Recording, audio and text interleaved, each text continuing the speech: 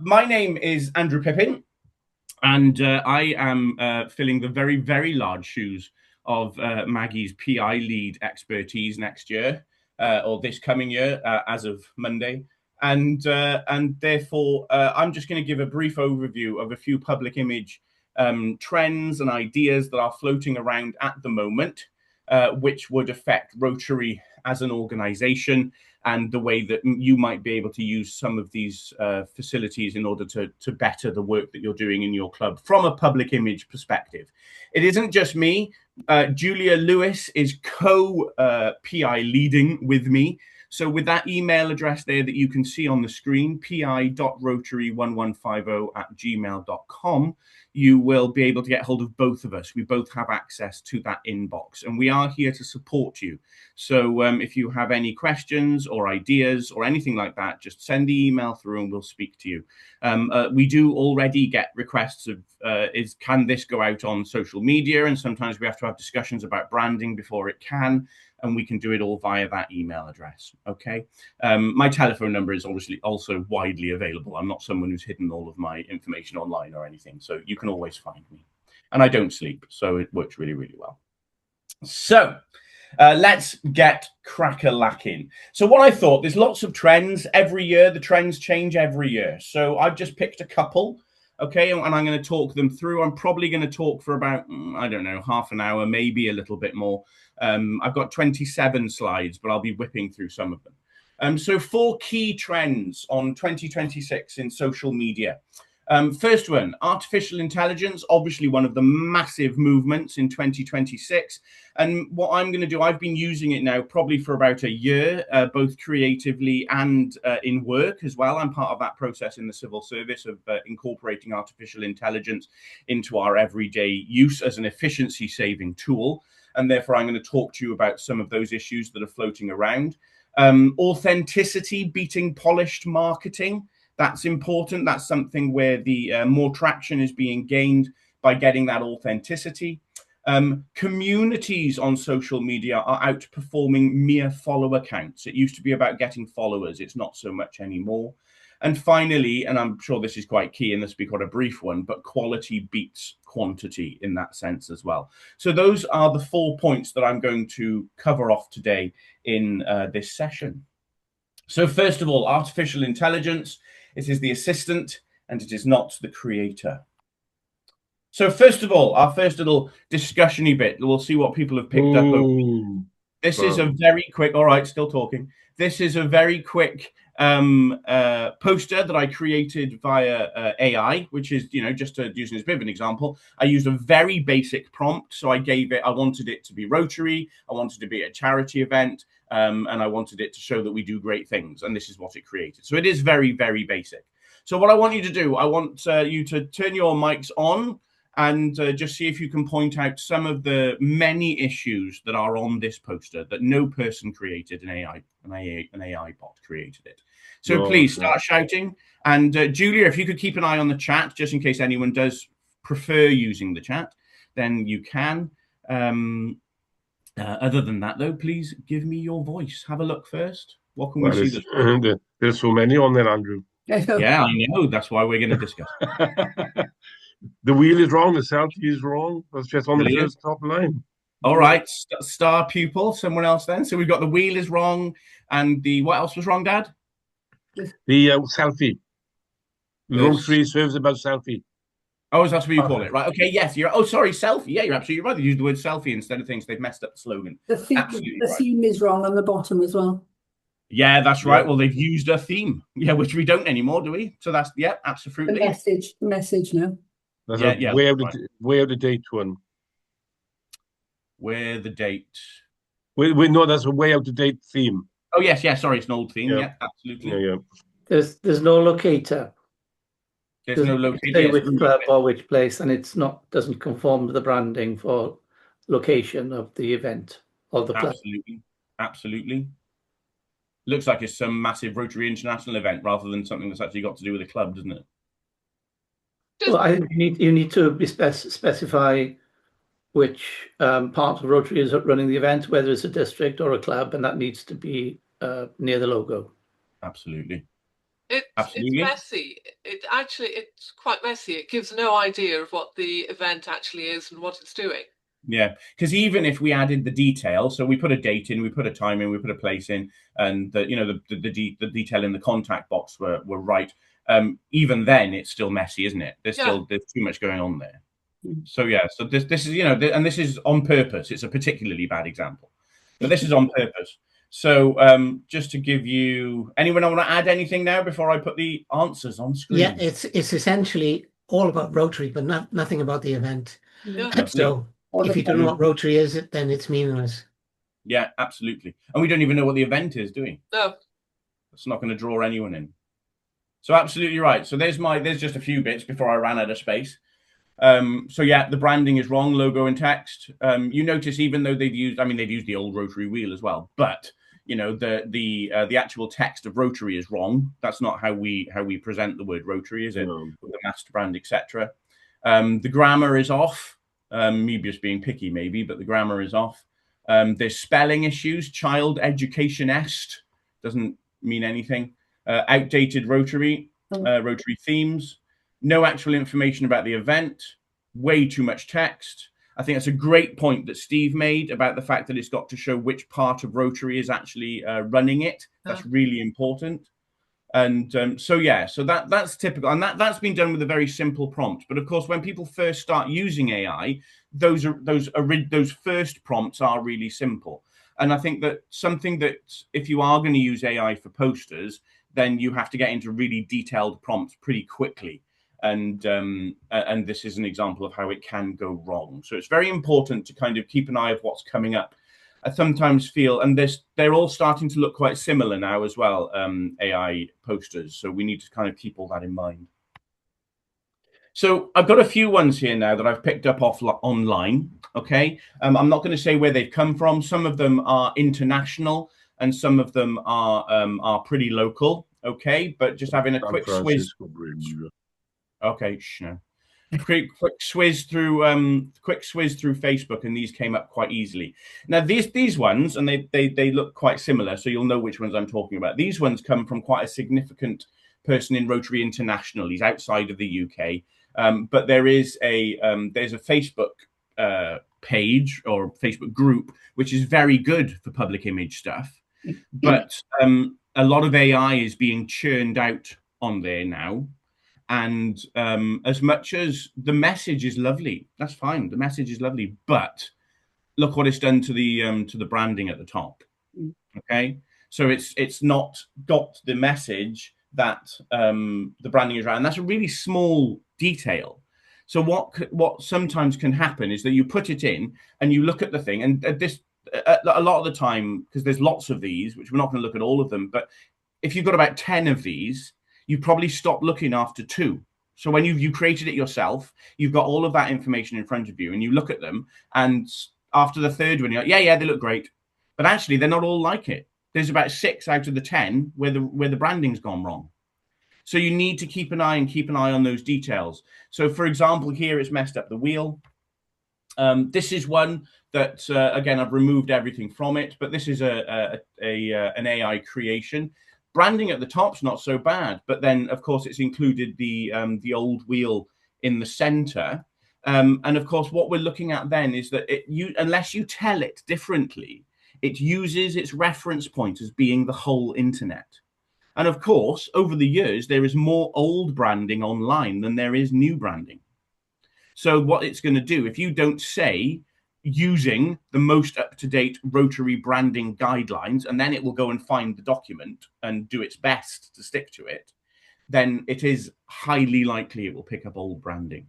Okay, and this is only a branding issue. This is quite a nice message in that sense, but it's still, we would deem it that we wouldn't share that on our district page, for example. Can I sorry, on the last slide? Yeah, just a thought. The branding is wrong, but it is a nice representation of that particular wheel in that context. Is it still wrong? Yeah. Yes. Yeah.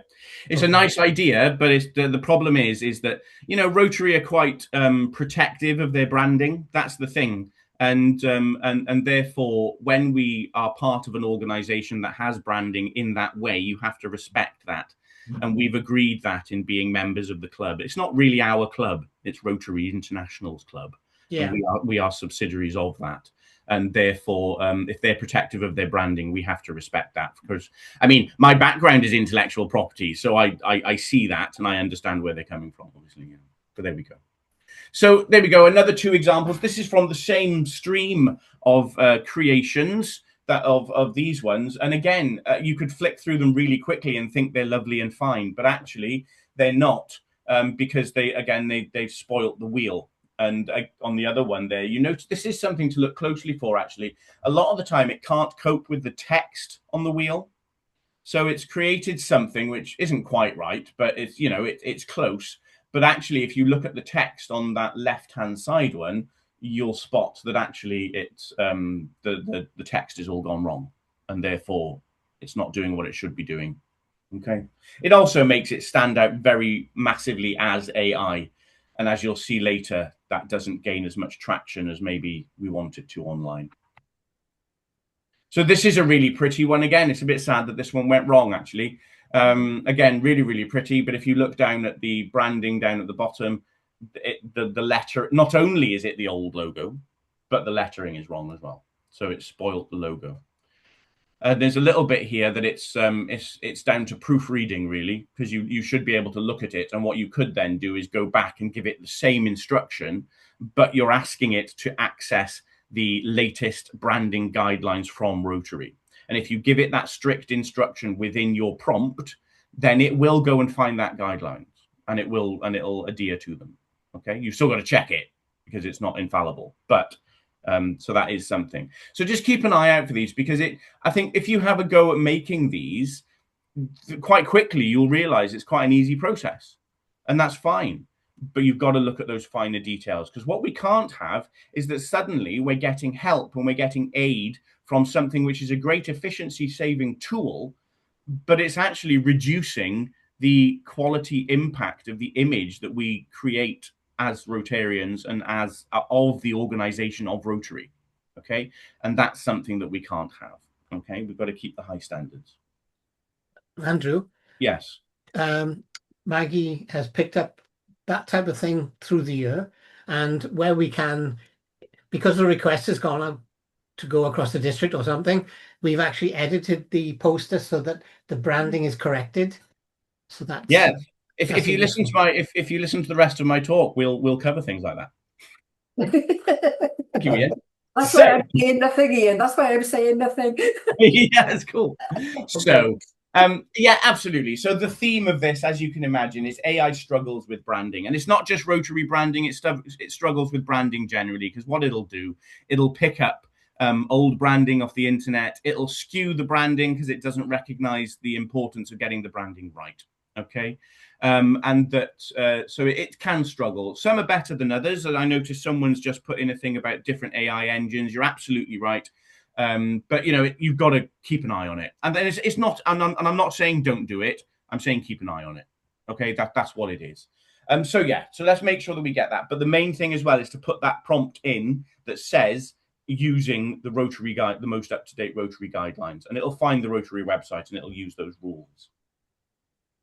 So this is a typical prompt. Now, I've got my own misgivings about this, which I will tell you in a moment. But this is a prompt for this particular poster. So I thought I'd try and create one which using purely AI. So I have had no influence on this except what I've written in the prompt. And that was create a poster for a theatre company event sponsored by the Rotary Club of Llandewi Brefi, Little Britain link there, using only branding authorised by the latest Rotary brand guidelines. The charity will be the Catch Protection League, use proper branding. It will be at Congress Theatre Cumbrae, 7 p.m, blah, blah, blah, blah, blah, £10 a ticket, be presented by Theatre Ad Hoc. And that's what it created. Now, if you look at that, that worked. Okay, it's pulled the Catch Protection League, stuff in. It's done the Rotary branding at the top. In fact, it's created the club branding, which is as close as it needs to be. And there we are. And it's created. And I haven't done anything with that. That's created itself. A little thing which links into a theme that I would talk about later is that lots of the posters come out looking like this now. Okay, and I think there's a gent that's something about AI as well, is that as posters start to look similar and similar and similar because they pick up the similar themes across the internet, it'll pick up the colors of the organization that you're looking at, and it'll use images and that sort of thing. The posters start to look a bit samey. And then sometimes that can mean you can disappear, because as soon as things start to look samey on social media, so people just swipe past them because they assume they've seen them. They probably give them about a second's regard before they swipe on to the next thing. So, so as much as this is nice, and if you have no other facility, tap, tap, tap, tap, tap, bang, and it's done, then there it is. But I think a little bit of human addition to it can actually be more effective from a hitting your audience and getting traction online perspective. So what I do, right? I run a theatre company, so I produce probably about 4 or 5 posters a year. I don't use AI in its full capacity for it, because I don't think it looks right. So what I do is that that back picture there, so you see the 2 people with the haunted mansion and the ghost and the bats, that is AI. Okay, so what I did, I put in 2 pictures of my actors, and sort of said, create a poster that gives the impression of a haunted ghost story, comedy ghost story, but leave space for the text, which I will add later, something like that. So what it did, it created a picture. It's left a nice gap at the top so that you can put text on it. And then in my usual program, I use Affinity Designer. I notice in the chat, someone's already mentioned Canva. And whatever you use, whatever you used to use, whatever you still use for your graphic presentations, graphic design, I then created the rest of the stuff myself. And then I put it on top of the picture. And what that doesn't look like is that doesn't look like a 100% AI generated poster. You've got control over the colors. You've got control over the fonts. You've got control over the branding. I'm quite protective of my branding of the theatre company. And therefore, that doesn't, even though it has elements of AI in it, my personal opinion is that it doesn't just look like an AI poster, which I think that is what you're trying to reel against. The biggest thing about AI is getting AI not to look like AI. And therefore, at the moment, AI isn't at a level where it doesn't look like AI. You go on the internet and everyone knows the difference between an AI poster and a human created poster. We will get past that point, and that will go, and then that's a whole different conversation. But I think my main point here is that it's an assistant.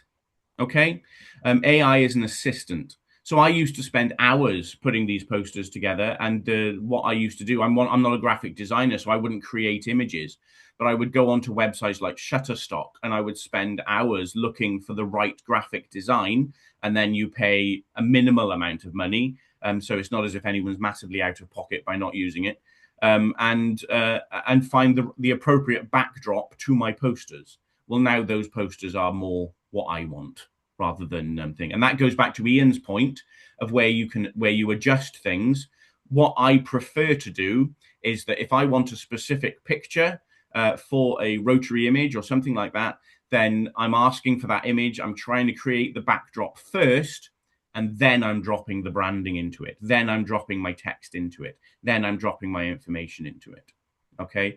And that's what creates that something that looks like a human AI interaction rather than just an AI creation. Okay. And you shouldn't get the branding wrong because you're doing it. So that should work.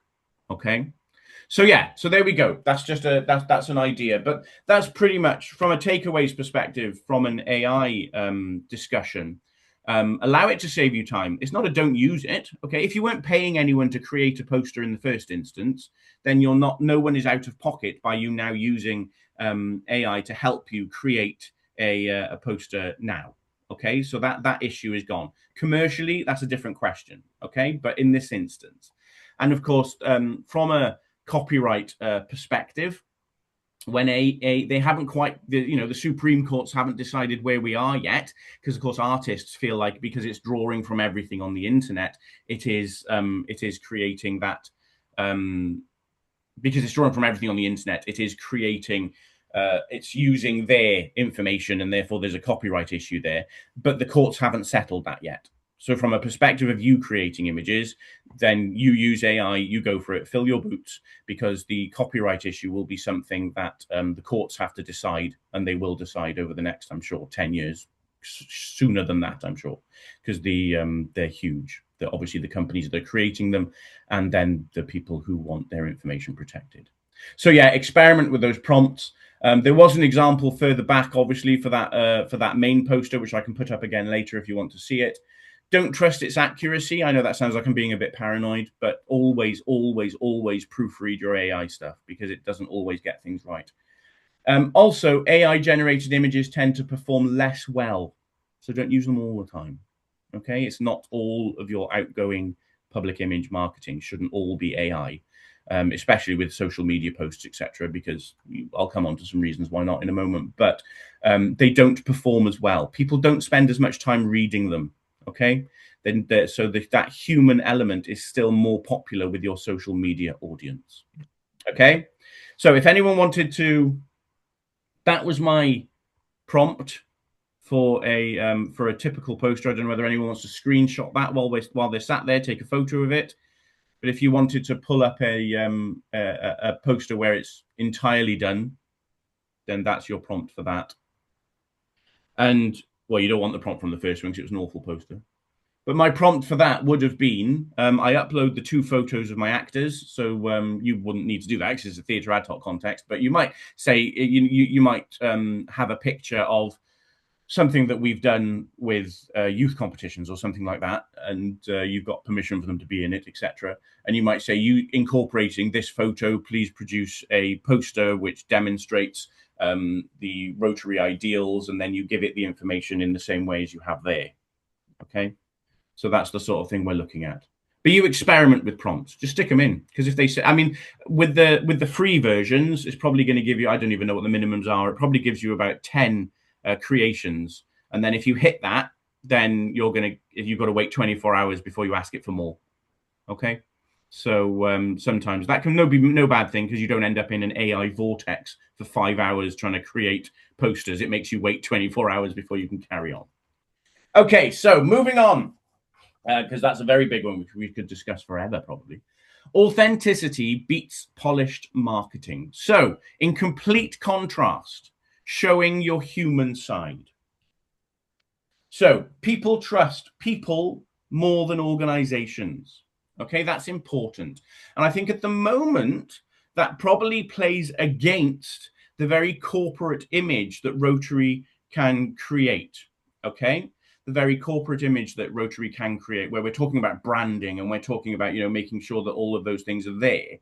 But we've got to focus in on the human element more than the organization element. Okay, I think it used to be that people would dive in and they really wanted to be part of a large international organization.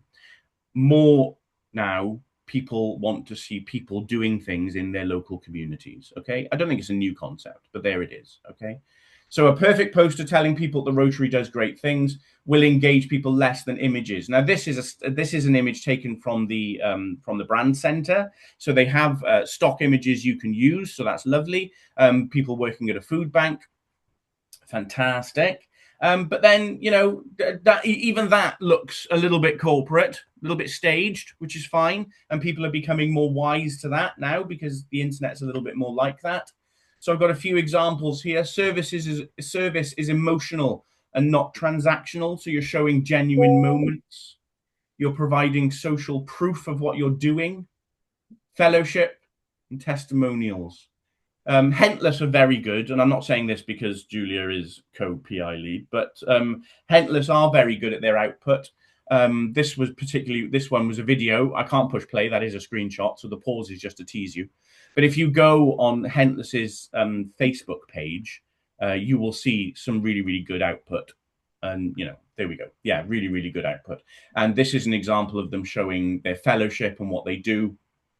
And it's genuine. No one's done there and said, right, oh, sit like this, look like this, do like this, put some branding in it. You know, they're not all holding Rotary branding. In fact, they're just holding the little gifts that they had at that particular event. So it's for you then to make sure it's got the word Rotary on it somewhere. That's fine. But what this is, it's really genuine. Okay, that's catching people, nice photos, having a nice day. They're having a social on a canal boat. I wouldn't even have fitted on that boat, but it was really, really, it was a lovely day. I know that Mum was there, Julia's there, she's in the middle. They came back and they thoroughly enjoyed themselves, and it was great. And that's exactly, I think that embodies what Rotary clubs should be doing when they're not necessarily out there doing the volunteering work, is that there's still that massive fellowship element, and that belongs on social media and selling that story to your audience just as much, showing those genuine moments. Okay. Can I ask a question? You can try. How would you spell fellowship? Oh yeah, fellowship. Oh, Julia. That might have been deliberate. Play on words. Play on words, Brian. We were fellowship. Yeah, fellowship. Yeah. I'm not intelligent enough to have spotted that. I didn't spot the spelling. No, that's good. There we go. Would they be in trouble to put in the hearts in the holes, in the R and the No, because that's not branding. That's just the word Rotary.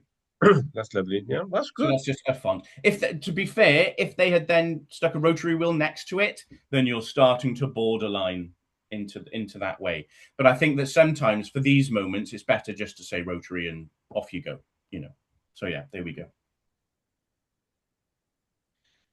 Younger audiences can spot marketing. That's where we're coming from, and that flies in to that concept of not being too AI-y, because AI is marketing. That's what AI is. AI isn't there to give you genuine moments. It's there to market something to people. So most Gen Z will swipe away from anything that looks like an advert, because there's so much advert, off it goes. They just swipe straight away. A Facebook Live video will gain more traction than a polished film.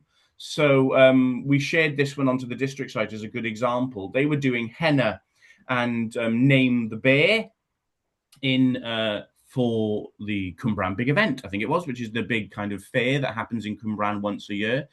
And fair dues to Jo, who you've got on that screen, who is a diva, so let's not pretend. It's not like she's shy. But fair dues to Jo, who just turned her camera on and went live. So you see there, it says Jo Biddle was live. And she just did a little introduction to what they were doing. She invited them. She said where they were. So they kind of sort of said, oh, if you look for this stall and this stall, we're here, and you'll find us there. And really kind of engaged in the fun of the day. And that's a genuine moment. People will stop and have a look at that video because it doesn't look like marketing. Anyone who knows Jo would have stopped and watched that video. Anyone who is interested in the big event would stop and watch that video.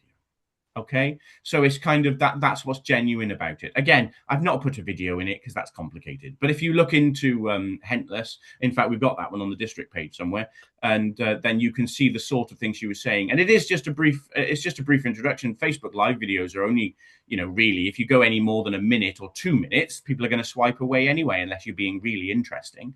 But there it is. It's genuine. Okay, it's transparency. You're not trying to create a perfect thing there. You're trying to create something that people are going to engage with on a human level. All right. And those imperfections make organizations approachable.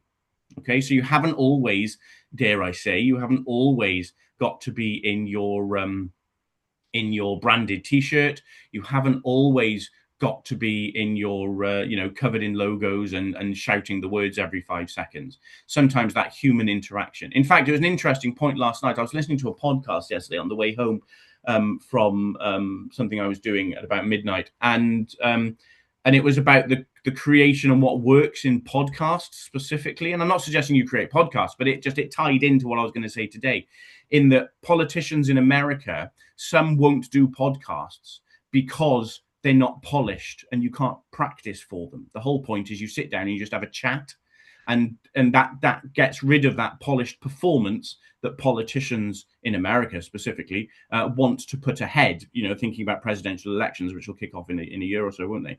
And actually they said, but the ones who do, who are the ones who generally get in, are the ones that allow themselves now and again to say the wrong thing in a podcast because they are seen as human. All right. And because they're seen as human, the audience appreciates them more. And that falls in with us as well. Okay. So we're not the mysterious group that people think that it's not humans. How do you get into Rotary, etc., etc.? We see human beings interacting with each other and hopefully saying good things. And then they trust you that the good things that you're saying are true. So statistics versus stories. Okay. Now, I know that no one's going to say Rotary raised £8,000 for local charities and that's the end of their post. All right. I know that. I'm being facetious. I probably wrote this at 11 o'clock at night and just put something really, really quickly in. But obviously the story is better. So this is a reminder. People have been doing this for a while. This isn't new. We have a story. We would have a picture of Margaret. After losing her husband, she rarely left home. She came to our community lunch just once, 18 months ago. Last week, she was helping us serve tea to the new visitors. It's a person-centered story. Okay? And that's more important than Rotary raised £8,000 for local charities. People will engage with that more.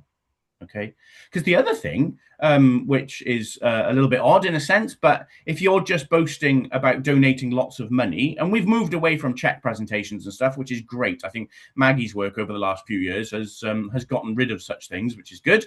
But, you know, if we're just saying, oh, there we go, we raised £8,000, we raised £10,000, sometimes that can alienate people who feel like, well, how much money are they having to donate individually to be members?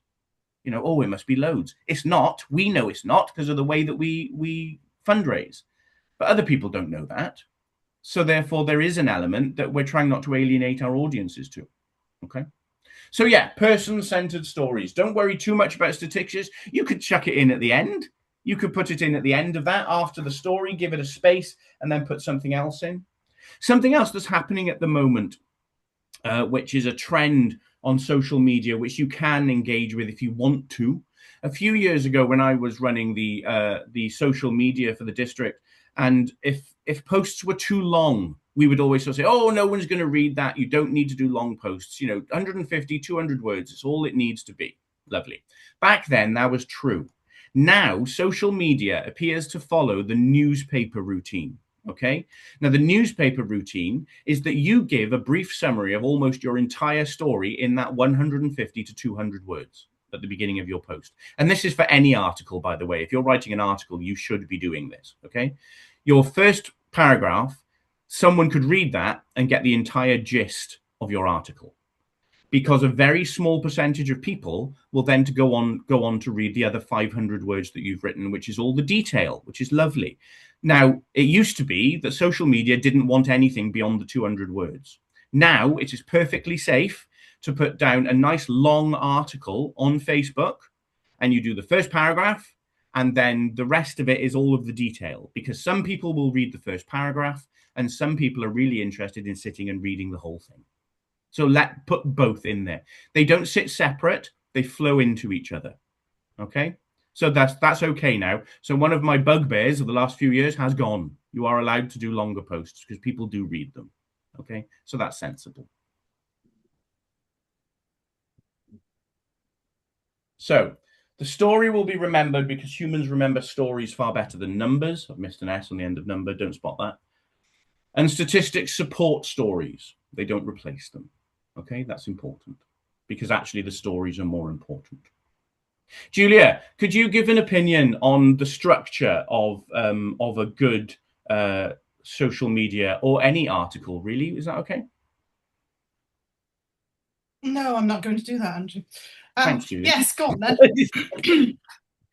Human beings, whenever they read anything or wherever they listen to anything, they are expecting a structure. It's odd about our brains that we expect that. And you can generally sort of divide anything you write really into thirds, that you have the first third of what you're writing is setting the scene, telling people what the event was about, giving a general bit of information. The middle third then is the bit where you're really trying to grab them with something interesting. Maybe the event didn't quite go to plan and there's a bit of a twist to things that you want to put in there, something that's going to pique their interest. And then your kind of final third then is wrapping it all up and bringing it to a nice, neat conclusion. So, you know, with an event then, as Andrew says, maybe it does say how much money was raised, or maybe it does tell people what the impact was of the service project that you were involved in that day.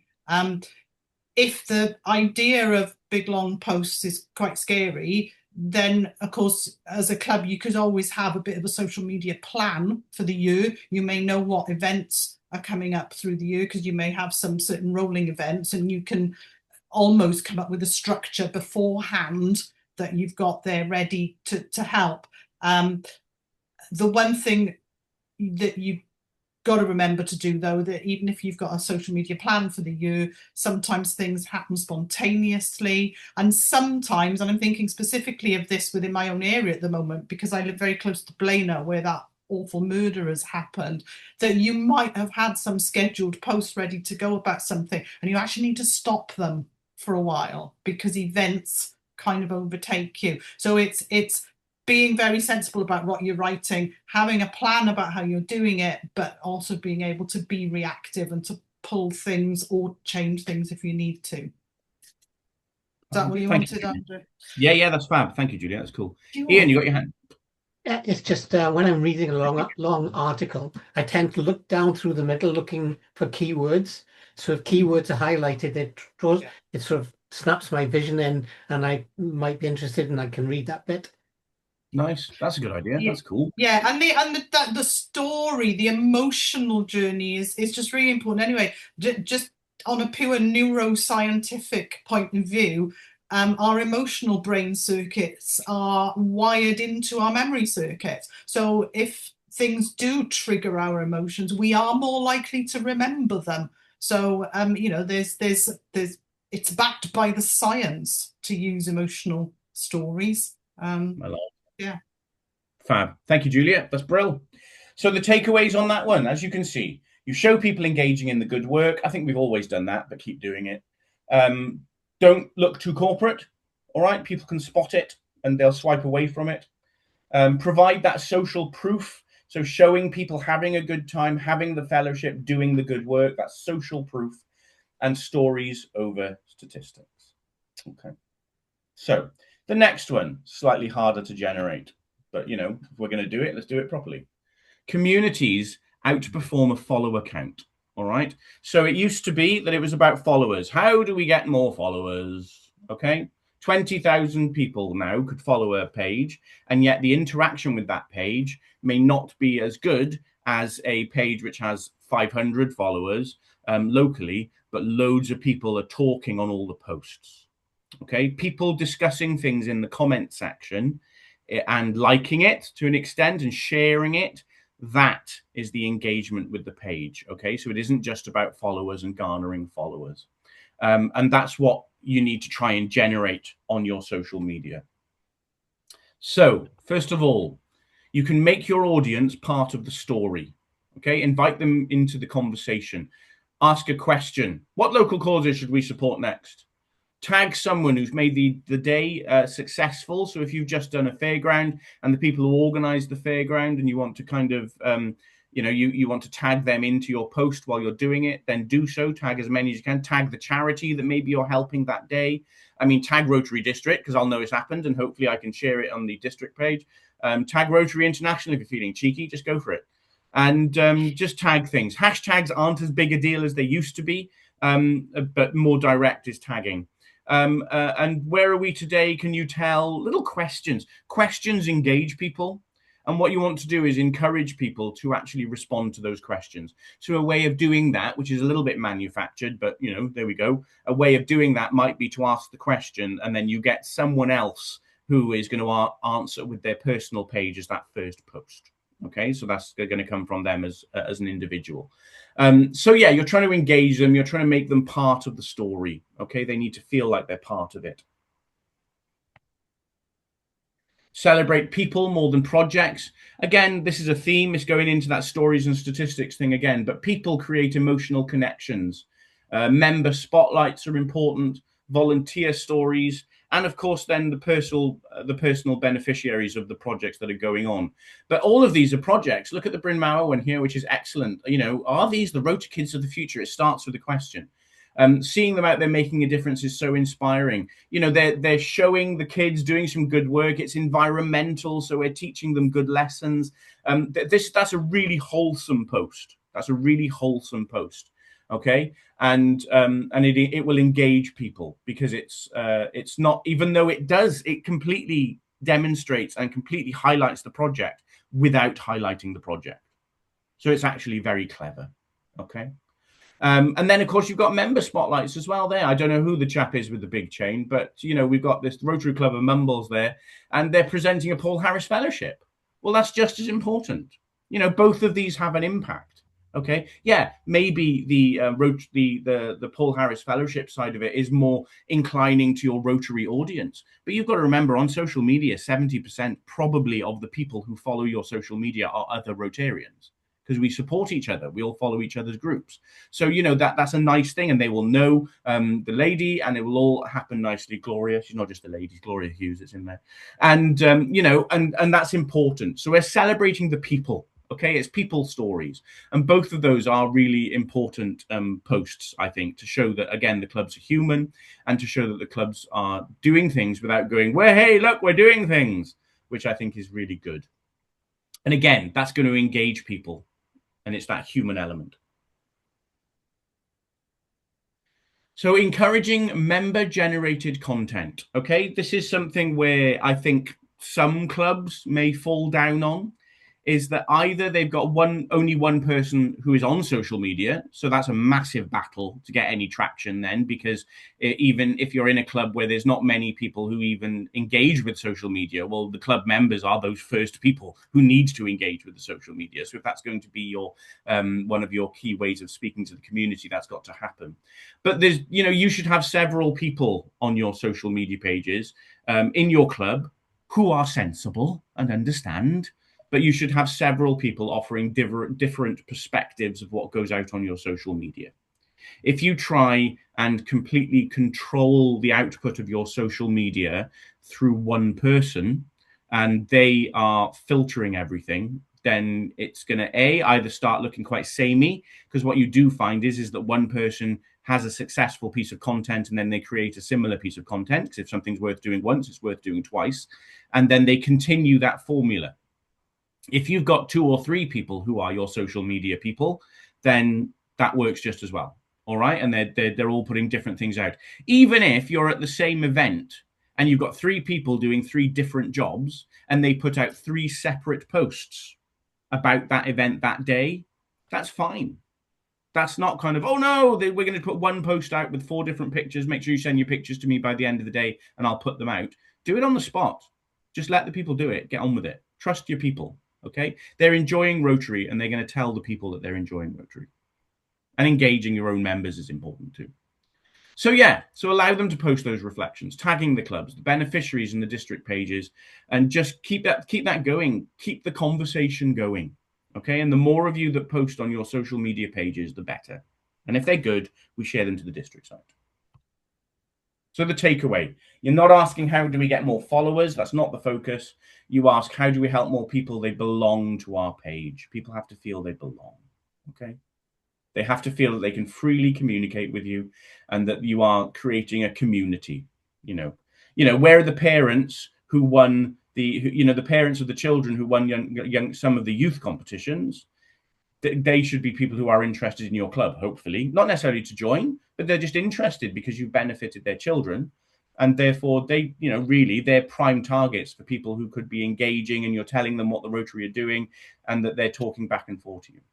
Okay. A lot of the engagement in my theatre company is with the parents of the children who aren't even in the particular production that's on at the time, but they're going to see it because they're a part of the process. And they're the ones that start the engagement. And it is, finally, this isn't a long one, quality beats quantity, because in the end, we all block out the noise eventually. Okay. So if you put out all of your posters looking all of the same because they all look very AI generated, they will get overlooked. All right. If you put out the same style, so every time you do a video with a bit of music playing over the top with the same graphics on it, but they're different pictures because they look the same, people will get that first initial impression, assume they've seen it before, and swipe on. Okay. You've got to shake it up, and it's got to be good quality. Because eventually we stop looking at the things that are the same. We have very short attention spans now, and that's the way it is. So that is the end. That's the end of the presentation. There are 18 chats because my brain can't look at chats and present at the same time. So I do apologize. Julia, would you like to facilitate? Is there anything in the chat that you feel that we should maybe discuss to bring up, or is it stuff that we've generally answered through the session? No, there are a couple of I think they're from Ian, but they're really useful questions. A recommendation on a best AI tool for posters. Okay, I've used Copilot. I have used, I can't remember, Claude, and I've used ChatGTP, and ChatGTP still comes out as the best one. Okay. Yeah, ChatGTP is also the best one for changing photos of your cats into amusing little pictures where they've got clothes on. That's the best one. Yeah, and I think it's a limit. Is it a limit of 5 images a day? Probably 5. It feels like 5. Yeah, I think and then about leave 5. it till the next day. Yeah, and then you leave it to settle down. With regard to image banks, do we have links that we could circulate to useful image banks? For the brand center, if you go no, on I Google, think Ian, do you mean getting those images that we would put on a poster? I use 123RF, but that's a small subscription.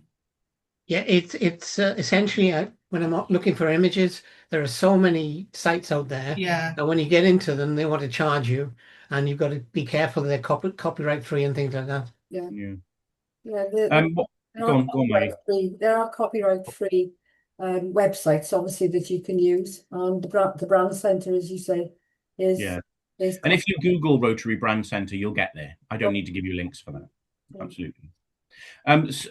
Adding to that, from an images perspective, now they've got silly titles, but bear with me. Peng Tree, PNG Tree, and Peng Egg.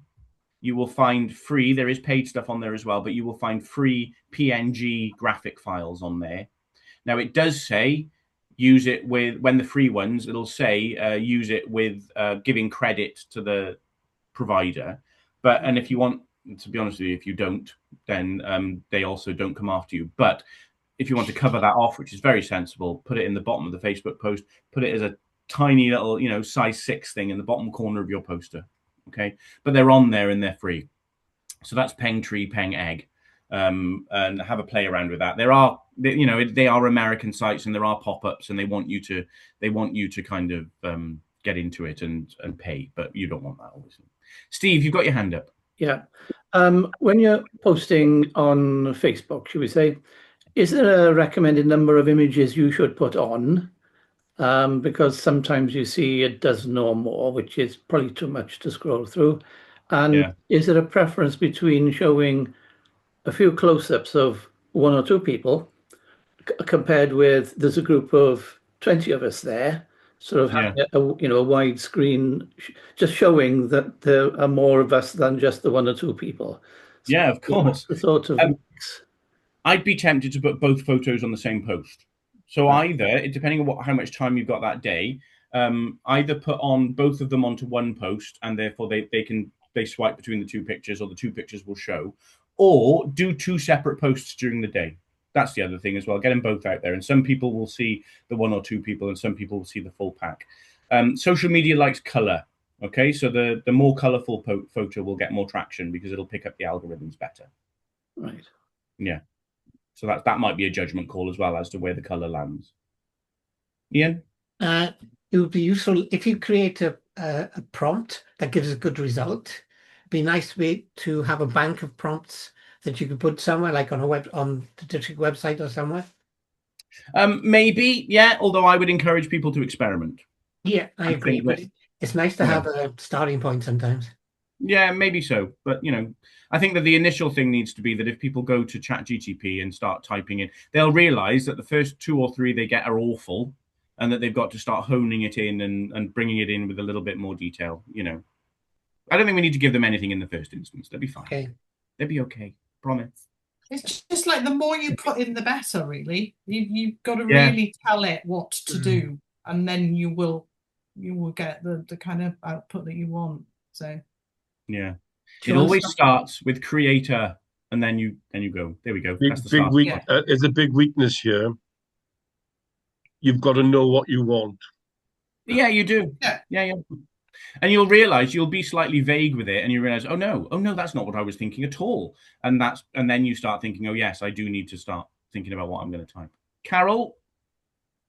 Will this presentation be on the up on the web on the YouTube channel to be relooked at, please? I would imagine so. Is that the plan? Oh, I'm the PI image lead. Yes. I'm not. I've been asking Maggie for about 7 years now.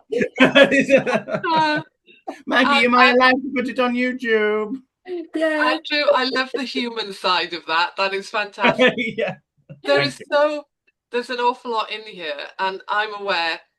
I've been on silent because my phone has been pinging because of tomorrow while you've been going, and I can't throw the phone against the wall to tell it to shut up. So I'm trying to listen to what you're saying and ignore what's going on. And I'd love to watch this again as well, please. So that's why I wondered. Yeah, we'll get it up there. It'll be Yeah, fine. get the PI lead to pop it on. Yes, I shall. I'll have a word with him. Yeah. Actually, what it's going to be for the next year is going to be Julia. I will be. It will be. Sorry, Julia.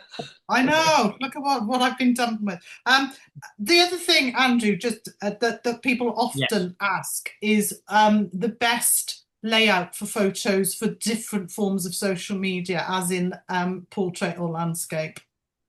Okay, yeah, it's to be honest with you, what I do for efficiency savings, if you're on Instagram and Facebook, and Instagram is automatically uploading to Facebook on your behalf, which is how I do it, then the best things to do is squares. All right, because squares go on Instagram and then squares sit on Facebook quite nicely. There is a portrait shape, which I don't have in front of me right now, but Facebook uses a number of different shapes. So Facebook will pretty much take any shape, whether it's a widescreen almost, or whether it's a square, or whether it's a portrait. Then it'll take any of those and they'll look quite pretty. What it does want you to do, and what they are encouraging you to do now, is videos. And videos, they expect them to be in portrait, because of course people are sitting on their phones watching the video and it's phone shaped. That's the thing. So phone shaped is quite helpful, but that's more a video thing than a gallery thing. All right. So images, you can pretty much go in whichever direction. Videos, you want to be on reels, really, because if you've got to turn your phone so that you're watching it on landscape, then that's more your long form video, like a 15-minute, because you're doing a YouTube video like this. This will be in landscape. And so it's long form. Whereas if you're doing a short form video, which is going to be no more than 15 seconds, 20 seconds, that you want to do in portrait. That's why everyone walks around with their phones like this when they're doing filming, because it's ready to go on social media. Ian, your hand is up. Yeah, it's just a thought on images. When I was doing the website, I needed pictures that were big, high resolution, with the focus in the center of this big image, because then I can do anything I like. I can take sort of letterbox, I can take square central, I can use some of the background. It becomes flexible to use high res and with some background for website and things like that. Yeah, that's a good point for websites. Absolutely, I agree. Yeah, definitely. Is there anything else in the chat, Julia? No, I think we've covered everything that I picked up. Fantastic. Sandra, do you have anything you would like to add? Right. Probably about the writing and the using of AI for writing. Because what I've discovered is if you put it in, I mean, you have to check it because it quite often misses things or misrepresents what you've said. But we also send ours then to somebody else who to a social media person who then at the moment is putting it up for us. She then puts it through AI. And I've noticed that, and I don't know if anybody else has, if you've already put something through AI and it goes through AI again, it doesn't really alter it. Or no, that's right. I have slight misgivings about creating like articles, should we say, or the text of things via AI, because I think that's a skill that most of us kind of still have to an extent. I would say that a prompt for that would be something that will create like a 250 word article based on, and then you give it the list of things, and then you say things like you want it to appeal to an audience of 18 to 52 or something like that, and it'll try and put things into it. You're absolutely right that AI doesn't correct AI particularly, and you really do have to check what's going on with that. So is it what are you suggesting, that we should be wary of when you check it with AI and then check it again with AI? It probably won't bring up a problem. Yeah, I think, yes, what I'm saying basically is if you are thinking of using AI to create articles, just be, as you are with the posters, very aware that you need to proofread and rewrite. Yeah. You can use it as a basis, but you need to rewrite it and make it fit what you want and have exactly the context in there that you want in the way that you want. Absolutely. No, that's a very good point, Sandra. Absolutely.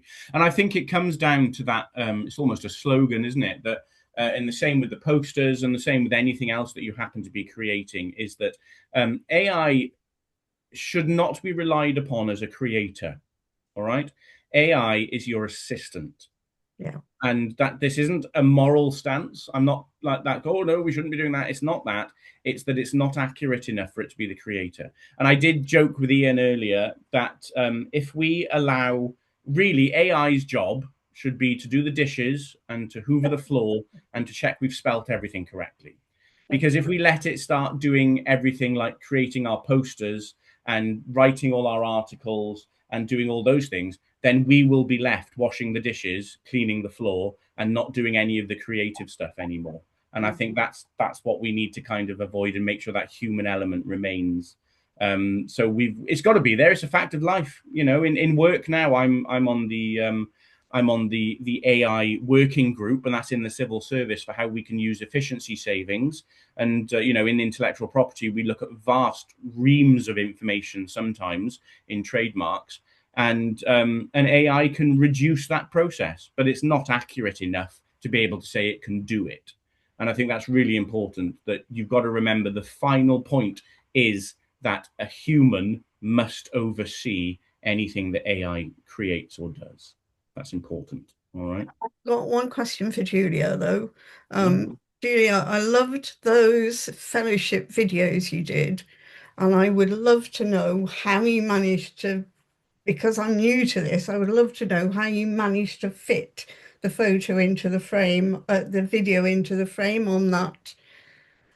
You're going to have to ask Pretty, because I didn't do it, but I shall find out from her. I guess it was a template video from somewhere, and all she had to do was give it the photographs, and it then created that. But I shall find out. Fantastic stuff, isn't she? She's very good at it. Yeah, she's excellent. If you go on some of the stuff she produces for the Interact Club, well, yeah, I know. Yeah. But it's good. That's right. Right. Well, we are bang on 10:31, which is 1 hour after we opened this session. So that's perfect timing, really. So if I could ask you to turn off the recording.